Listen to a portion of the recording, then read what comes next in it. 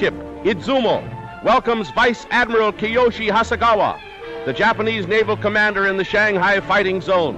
With the Japanese foothold west and northwest of Shanghai made secure, danger to the Izumo is not so great. And so invading armada, Hankow bound. There is no let-up in the relentless. Yet despite merciless flagship for a time, bombing, ceaseless air raids, a symphony of destruction that shatters every river town in sight, Nipponese progress is slow. They can only advance to the tune of blasting broadsides.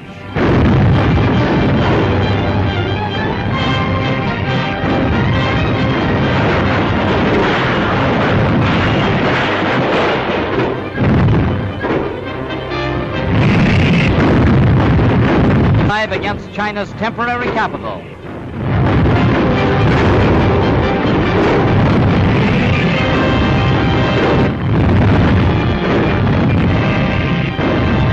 To force the Chinese to retreat or be cut off. Landing parties swarm ashore for a flank attack. The invaders occupy Lion Hill, scene of a desperate Chinese stand. The vital Lunghai Railroad. To open usual scenes filmed under fire, show the hurls a million men into battle. Tanks and guns, the Soviet answer to Japan. By the thousands, new Japanese reinforcements pour into the Tachang salient to cut off the Chinese in Shapei and Chenju. Into its second year, Japan. Their light artillery gets the range and starts its hymn of hate.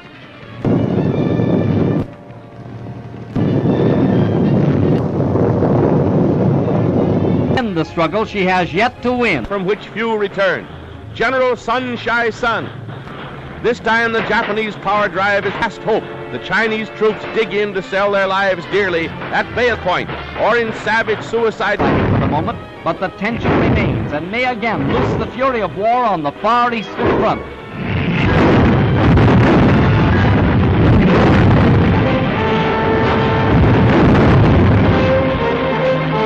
Way for advancing infantry.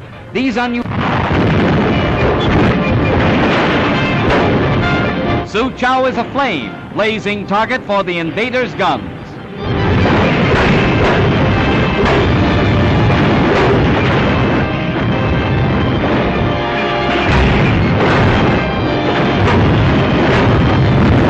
And wide, only ruins and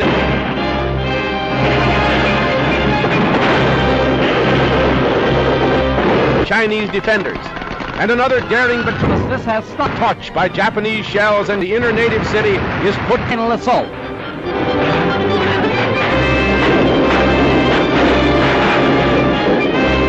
Battering rams irresistible. Japan's steamroller goes ahead. It's a miracle how anybody lived through this. Steel rail barriers planted in the streets will still halt Japanese tanks and winning battle after battle, taking town after town. But nature steps in and falls. The Japanese vanguard storms the burning city. Fearful of ambush, the Nipponese are set to mop up with a vengeance. But Suchow, all they find are flaming ruins. Costly to Japan's military machine are such victories as these. Expenditures, $5 million a day. Casualties, but Hankow is still 135 miles away.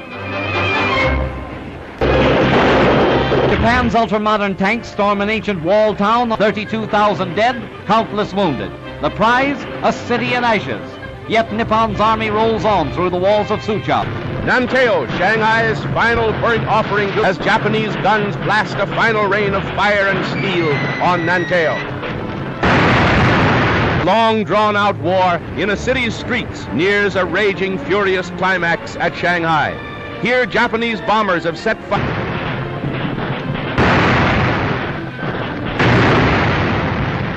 to a great Chinese flour mill, right opposite the defense lines held by the United States Marines.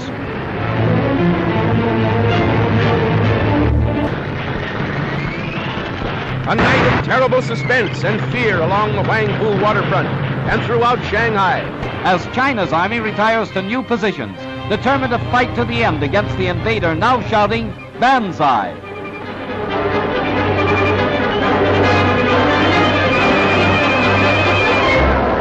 Pulls westward. but it has left path of China's 3-month struggle to keep the Japanese from their once revolting picture of ruin and wreckage, or entire sections knocked flat, a waste where once was teeming life, and the Golgotha of China's new freedom. The Japanese army, despite strong protests by foreign representatives, stages a victory parade. The entire Japanese population, from Hangzhou and other sections, waves a wild welcome to the troops who drove the Chinese forces from Shanghai. But the Nipponese army isn't forgetting that bomb on Chinese along the route. Its banks engulfs 2,000 villages and halts the Nipponese by forming an impassable inland sea.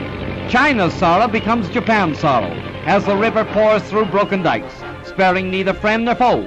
Both sides stop fighting for the moment to battle the menace of this common enemy.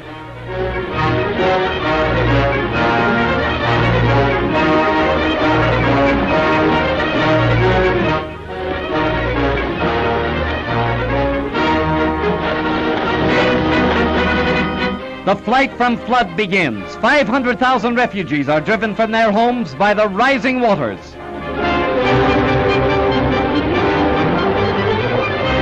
Heartrending is the rescue of a lone survivor whose family has been swept away by the swirling current.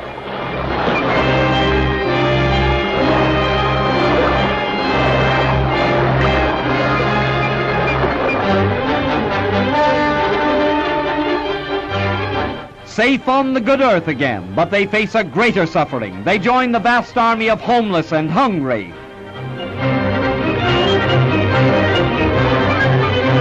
Famine stalks in the wake of flood, the age-old tragedy of ancient China.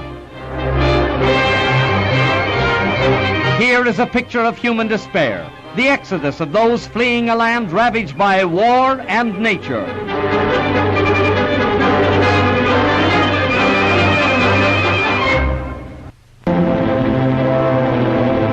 Day after day, the fury of war sends new hordes from corner to corner. Laid the battle lines have swung far from beaten and broken Nantes, seeking safety.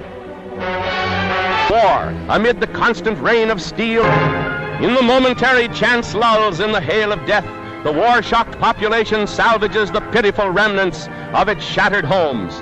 Death struck even in so-called safe grisly fires throughout the capital, where 300,000 people huddled in fear. That man carries the body even to human wrecks.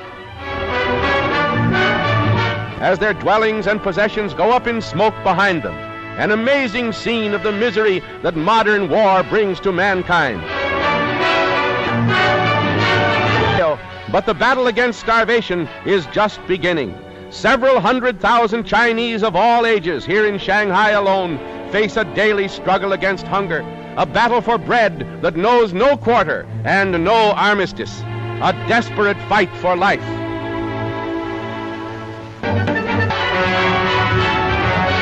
Storm the French concession by the thousand. Feeding this vast army of misery is a task that staggers Shanghai. Too young to know of war, but not too young to suffer. Saved from starvation now by the kind ministrations of the Jesuit seminary in Nanking, Shanghai's ancient Chinese quarter.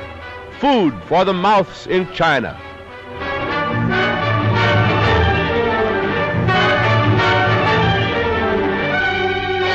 Typical scenes today in war-torn China, but in many places there are no ministering sisters. In many places there is no food. Not only in broken buildings and war casualties does China's costs mount. Refugees by the hundreds of thousands and war waifs crowd Shanghai. These tots, countless numbers of them, inflamed by the daily air, come trained soldiers and fight against the Japanese. Oriental Amazons, ready to die for their native land. Raid killings in their stricken land, these Chinese girls are learning to operate machine guns in the hope that they too can be. An impressive sidelight of this undeclared war in the Orient is the formation of Amazon regiments of young Chinese girls. Fired by patriotism for their stricken country, the girls have volunteered for real military duty. They are rapidly learning the art of war and are crack shots with a rifle. If they ever get into real front-line action, they'll give a good account of themselves.